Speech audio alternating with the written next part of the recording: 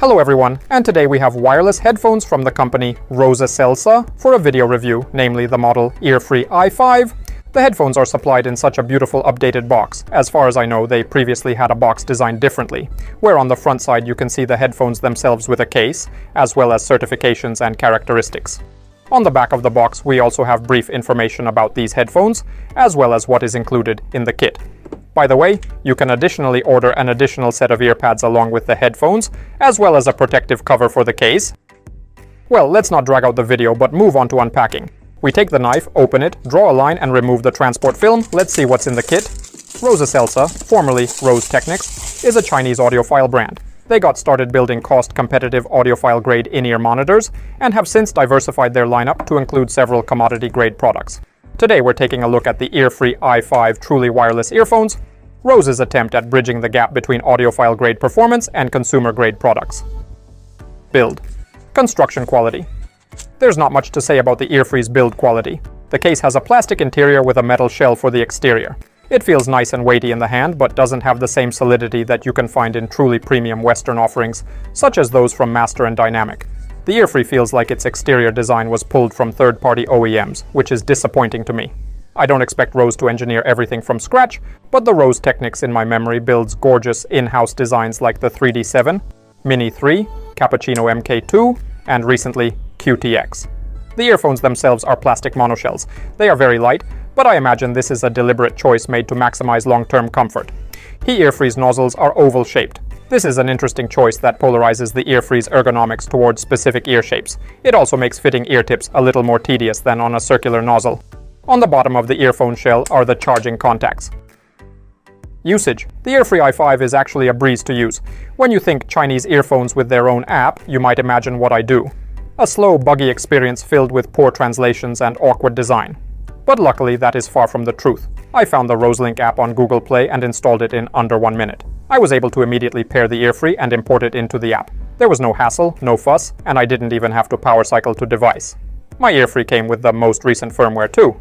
A nice touch. Once inside the app you have immediate access to various noise-cancelling presets, as well as a firmware-level EQ.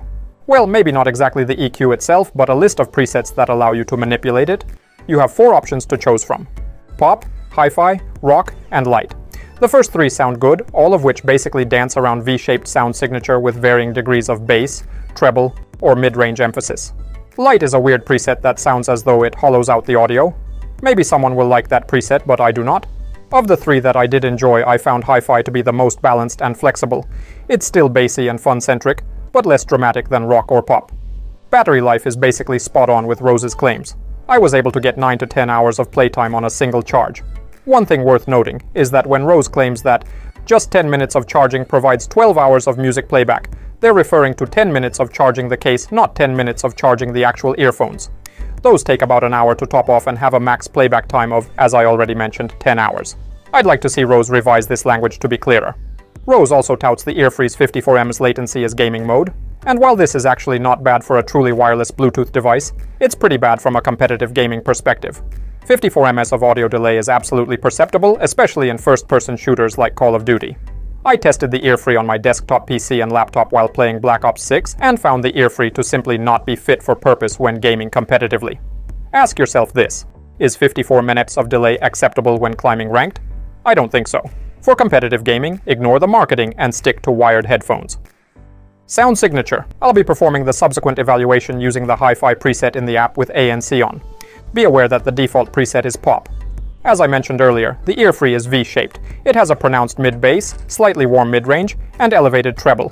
Its sub-bass is well controlled and sits a little behind the mid-bass. Overall imaging is fairly dynamic, with the EarFree doing a decent job portraying spatial cues and layering instrumentation. I wouldn't say that the EarFree has a wide soundstage, but it isn't claustrophobic either. Sonic breakdown. Treble. Rose claims that the EarFree uses a flagship dynamic driver. Well, at least from a treble perspective, it actually does sound that way. The EarFree's treble is extraordinarily clean. It resolves details organically and with minimal blurring. That said, some of the lower frequency treble textures and micro details are placed in the middle of the mix and can be easy to overlook. Some may enjoy this more neutral approach to staging their treble, I certainly do, but lovers of traditional exaggerated V-shaped sound signatures may need to go with the rock or pop EQ setting to get some extra treble separation. Mid-range. The hi-fi preset's mids are tuned to be perceived as neutral. In reality, there are some subtle tweaks, spikes, and recessions used to tactically emphasize the meat of mid-range instrumentation and vocals. Vocal intelligibility is good, and I found myself seldom struggling to understand the lyrics in my music. Male vocals sound natural and well-weighted, while female vocals sound a little flat. This is likely an artifact of Rose's neutral mid-range approach. Again, if you like a neutral mid-range, then the hi-fi preset's vocal representation of female singers will suit you. Others may wish to check out the aforementioned pop and rock presets. Bass.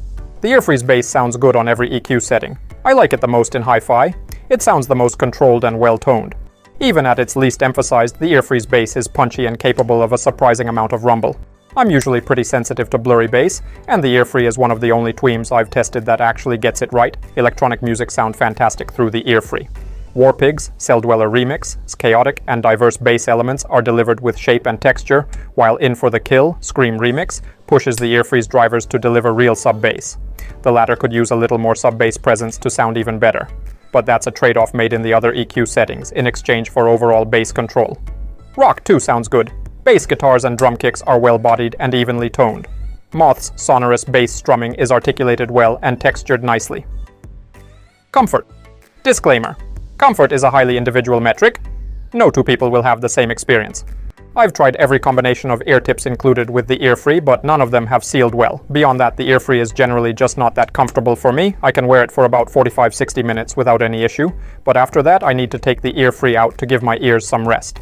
An unfortunate side effect of these ergonomic issues is that the poor passive isolation reduces the ANC's effectiveness.